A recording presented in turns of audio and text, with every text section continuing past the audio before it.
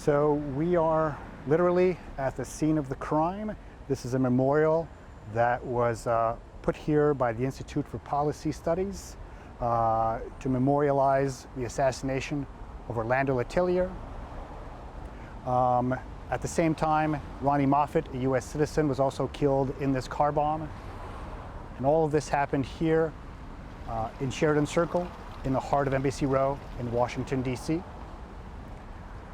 On that morning of September 21st, 1976, Orlando Letelier was an employee of a think tank in Washington called the Institute for Policy Studies.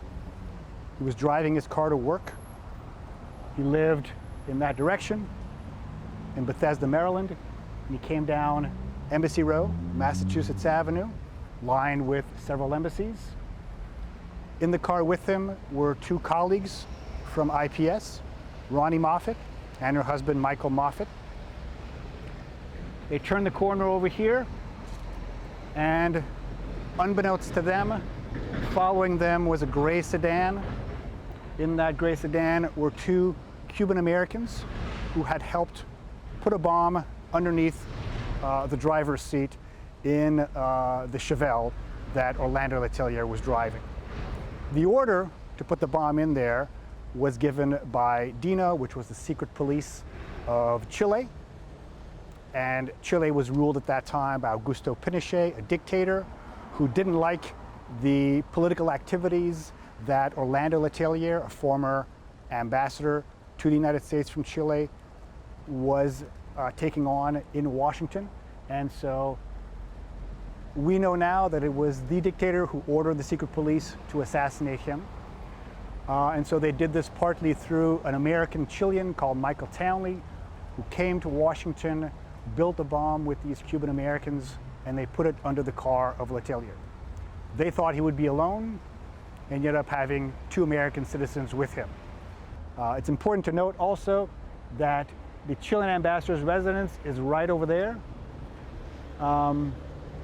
Not the embassy, but the Chilean ambassador's residence. On the morning of September 21st, the Chilean ambassador actually heard the bombing. He was in the shower, right? It gave him a stir. He came down and he was wondering what was going on. Turns in that he wasn't in on this assassination at all, even though it was his government that did it.